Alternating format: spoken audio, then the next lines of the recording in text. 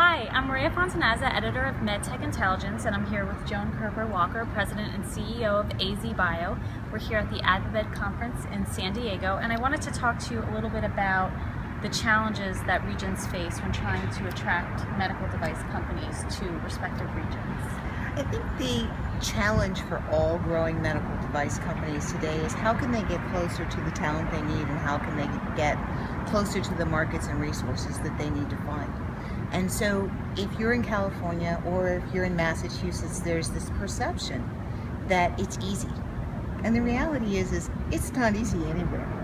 However, when we start looking in between the coasts, we're seeing developments of tremendous growth. Minnesota has one of the highest concentrations of MedTech companies in the country. Arizona has a growing diagnostics community that's led by companies like HealthTel and Theranos. And when you look at the development of other medical device technologies, we're seeing that pockets of innovation are happening all over the country. So then the next question is, how do those companies lock in and connect with the right innovation ecosystem for what they need to achieve their goals? And that's the challenge that all of the states are wrangling with, and really working with leaders at all different levels to make sure that they have the right package for the right company at the right time. So kind of jumping off that point, what do you think that the government can do both from a federal and local level to help support and foster economic development and thus growth in the device industry? So at the federal level, we really need to focus on our tax environment, number one, and continuing to support and fund research, number two. And most people would say, well, how could you put taxes over research? How could you say that? But the reality is that when we're talking about commercialization, when we're talking about growing companies, okay, if our tax environment is such that we can't justify bringing a product to the United States first, whether it's the medical device tax or whether it's our income tax structure, or lack of support for things like the research and development tax credits. If those resources are not in place, businesses are businesses, and they will make business decisions on where life-changing and life-saving innovations come to market first. And we always want to make sure that that's in the United States, benefiting the United States citizens. And so how we look at taxes, how we manage taxes, and how we compete at taxes at the federal level is critically important. When we then move to a region or a state or a city,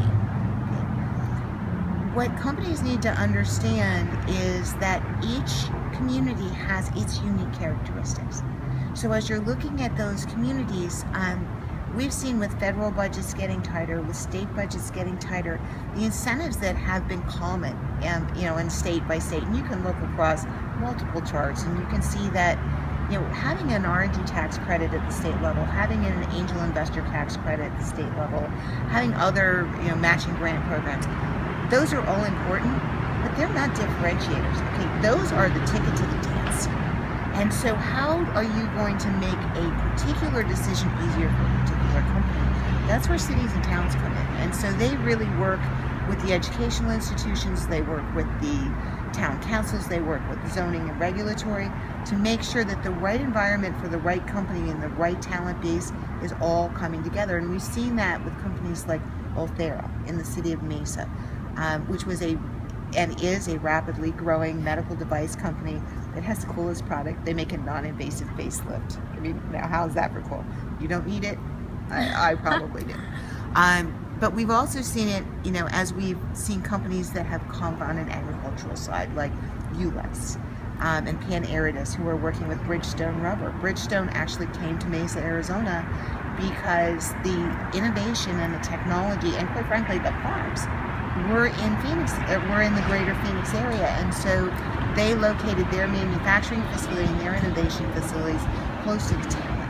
And with the largest public university in the country, Arizona State University, located in the Tempe, Phoenix area, we have tremendous growth in our talent base right now. And so we want to attract as many companies as possible, because we want to keep those talented kids right at home in Arizona. Well, thank you so much for your time. Thank you. Thank you.